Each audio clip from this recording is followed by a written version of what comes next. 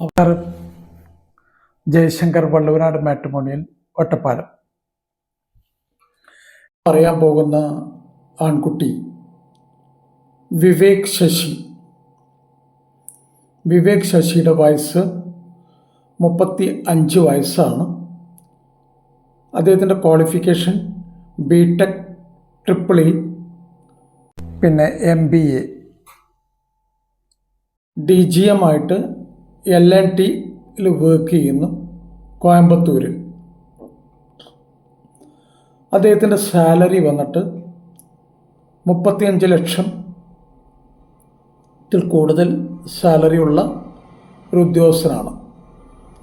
അദ്ദേഹത്തിൻ്റെ ജോലി സംബന്ധമായിട്ട് ബോംബെക്കോ ചോദിച്ചു കഴിഞ്ഞാൽ ട്രാൻസ്ഫർ കിട്ടാവുന്ന ജോബാണ്. ചോദിച്ചാൽ മാത്രം, നിർബന്ധമൊന്നുമില്ല.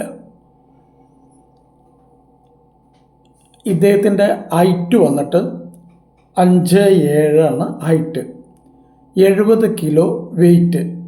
അത്തം നക്ഷത്രമാണ്, നക്ഷത്രം അത്തം. അച്ഛൻ റിട്ടയർഡ് ക്ലാസ് 1 ഗസറ്റഡ് ഓഫീസറാണ്. അമ്മ ഹൗസ് വൈഫാണ്. അവർ 2 പേരും അല്ലെങ്കിൽ മക്കളും എല്ലാവരും കോയമ്പത്തൂർ സെറ്റിൽഡാണ് ഇപ്പോൾ. ഒരു സിസ്റ്ററുണ്ട്. സിസ്റ്റർക്കും വിവാഹം നോക്കുന്നുണ്ട്, വിവാഹം കഴിഞ്ഞിട്ടില്ല.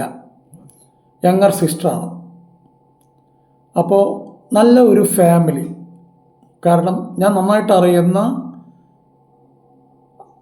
ആ കുട്ടിയുടെ അച്ഛൻ, മക്കളെ ഞാൻ കണ്ടിട്ടില്ല, അച്ഛനെ ഞാൻ കണ്ടിട്ടുണ്ട്, അമ്മയെയും കണ്ടിട്ടുണ്ട്. അച്ഛൻ ഓഫീസിൽ ഇടയ്ക്കൊക്കെ വരും, എന്നോട് കുറേ നേരം ഇരുന്ന് സംസാരിക്കും. 2025 ഈ വിവാഹം നടക്കണം അല്ലെങ്കിൽ നടത്തണം എന്നുള്ളൊരു തീരുമാനത്തിൽ തന്നെയാണ്. അപ്പോൾ കാര്യമായിട്ട് അദ്ദേഹം ശ്രമിക്കുന്നുണ്ട്. അപ്പോൾ ഒരിക്കൽ കൂടെ വിവേക് ശശിയെക്കുറിച്ച് ഞാൻ പറയാം.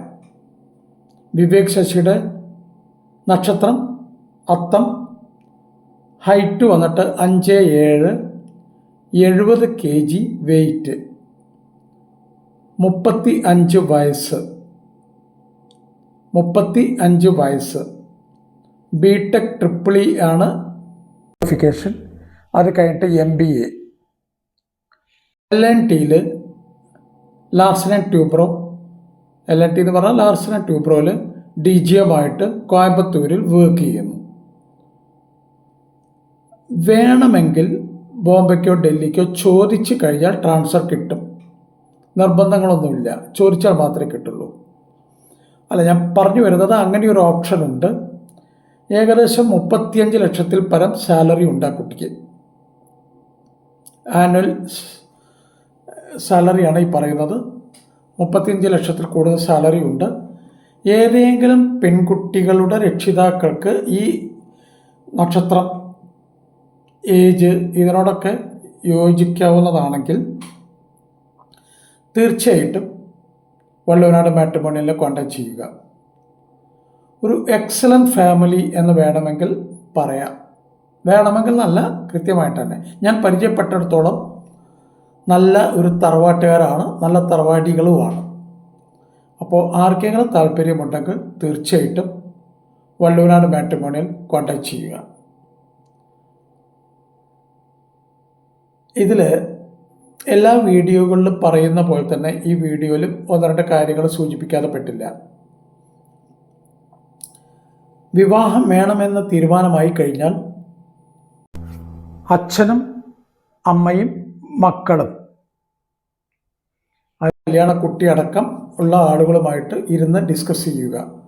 എന്താണ് ഡിസ്കസ് ചെയ്യേണ്ടതെന്ന് ചോദിച്ചു കഴിഞ്ഞാൽ ചോദിക്കണം, ആ കുട്ടിക്ക് എന്തൊക്കെയാണ് റിക്വയർമെൻറ്റ്സ്. ചിലർക്ക് സ്ഥലം ബാംഗ്ലൂർ തന്നെ വേണമെന്നുണ്ടാവും, ചിലർക്ക് ബോംബെ വേണമെന്നുണ്ടാവും, ചിലർക്ക് തിരുവനന്തപുരം വേണമെന്നുണ്ടാവും. അപ്പോൾ ഏത് ലൊക്കേഷനാണ് വേണ്ടത്, ഏത് ക്വാളിഫിക്കേഷനാണ് വേണ്ടത്, ഇന്നെല്ലാ കാര്യങ്ങളും കൃത്യമായിട്ട് ചോദിച്ച് മനസ്സിലാക്കണം. ഹൈറ്റ്, വെയ്റ്റ്, ഈ വക കാര്യങ്ങളൊക്കെ നമ്മൾ മനസ്സിലാക്കേണ്ടതുണ്ട്.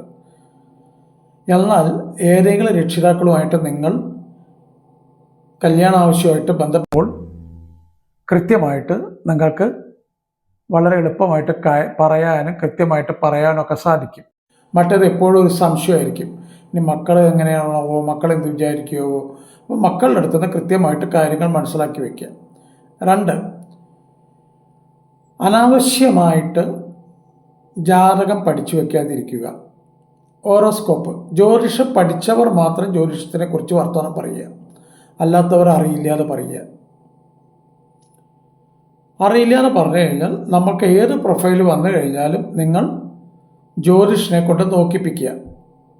നല്ല പ്രൊഫൈലാവുമ്പോൾ നമ്മളത് നോക്കിക്കഴിഞ്ഞാൽ നമ്മൾ പറയും, ആ കിട്ടിയാൽ നന്നായിരുന്നു, നല്ല കുട്ടിയാണ്, നല്ല ഫാമിലിയാണ്, അച്ഛൻ അമ്മയൊക്കെ നല്ല ടീമോളാണ് എന്നൊക്കെ നമുക്ക് തോന്നുമ്പോൾ 3 5 പണിക്കരടുത്തെങ്കിലും പോകണമെന്നാണ് എൻ്റെ വ്യക്തിപരമായ അഭിപ്രായം. ഈ 5 പണിക്കരടുത്ത് പോകുമ്പോൾ ഏതെങ്കിലും ഒരു പണിക്കർ അത് ഓക്കെ പറഞ്ഞു കഴിഞ്ഞാൽ അത് വെച്ച് മുന്നോട്ട് പോവുക.